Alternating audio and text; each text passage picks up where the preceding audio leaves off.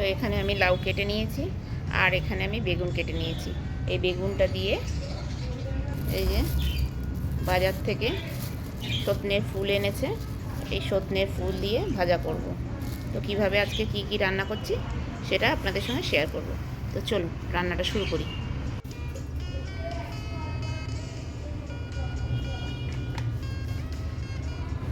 তো বন্ধুরা, উনুনে কড়া বসিয়ে দিয়েছি আর কড়া গরম হয়ে গেছে, দিয়ে দিয়েছি তেল। এবার আমি বড়িগুলো খুব ভালো করে ভেজে নেব।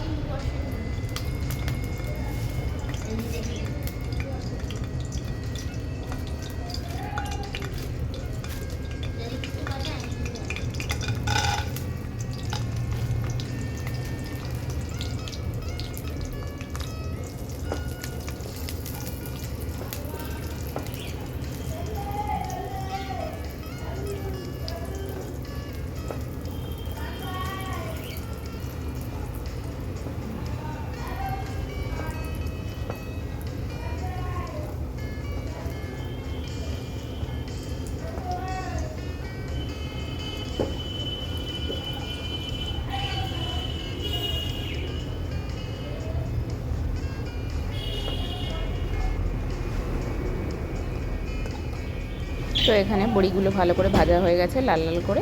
এবার আমি বড়িগুলো তুলে নেব।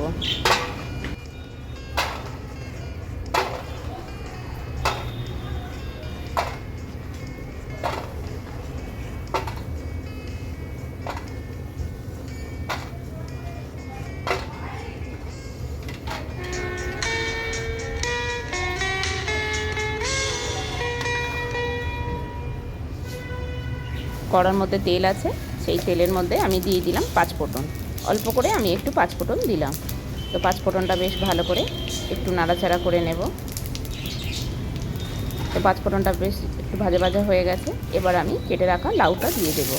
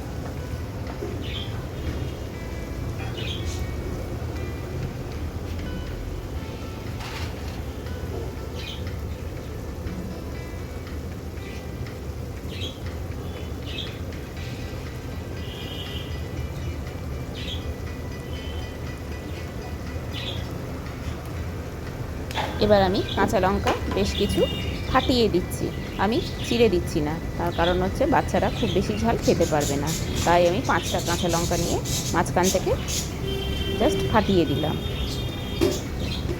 বেশ একটু জল জল মতো উঠে গেছে। এবার আমি দিয়ে দেব স্বাদ মতো একটু নুন। লাউ মানে তেলের ওপরে দিলেই জল উঠে যাবে। তো এবার আমি স্বাদ মতো একটু নুন দিয়ে দিয়েছি। নুন দিয়ে আরও ভালো করে একটু নাড়াচাড়া করে নেব।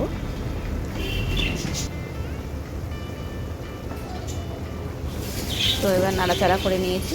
এবার 5-7 মিনিটের জন্য ঢেকে রেখে দেব।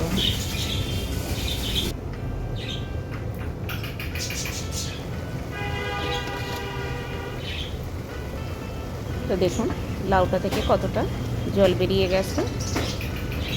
লাউ এমনি নরম সবজি, আর ঢেকে রাখলে তো আরও বেশি জল উঠে যায়।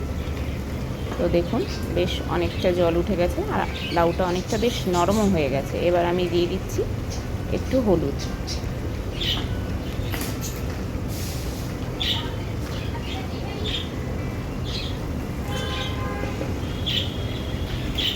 তো এবার আমি দিয়ে দেব স্বাদ মতো একটু মিষ্টি, মানে চিনি দিয়ে দিচ্ছি। দিয়ে আরেকটু বেশ ভালো করে নাড়াচাড়া করে নেব।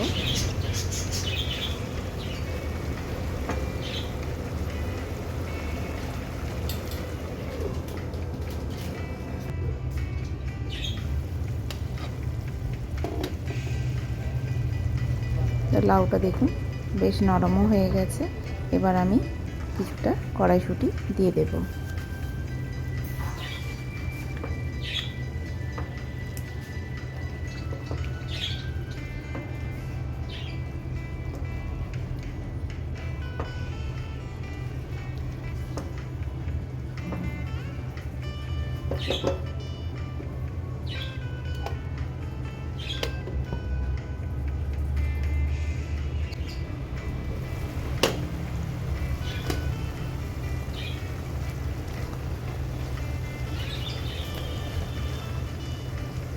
তো দেখুন এখানে লাউটা বেশ হয়ে এসেছে।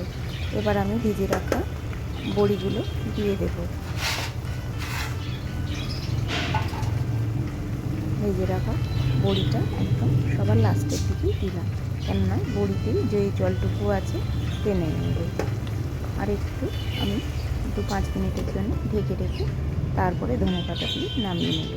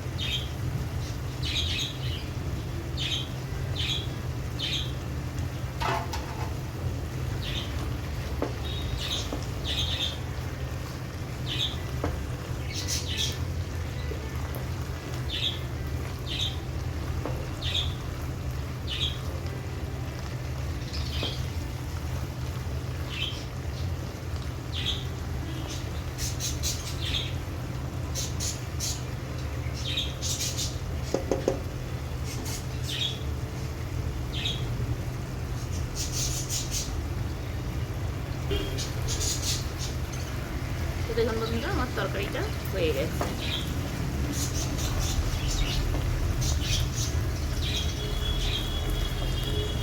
চলুন এবার নামিয়ে নিই।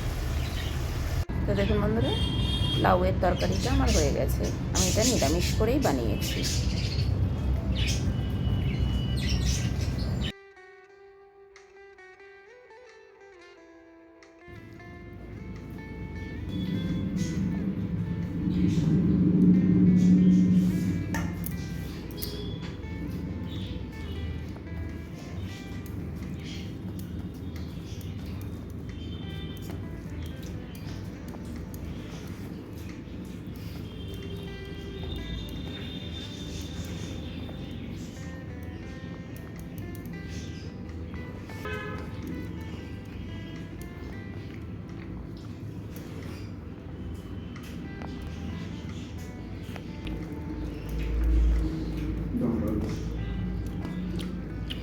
দারুণ হয়েছে লাউটা।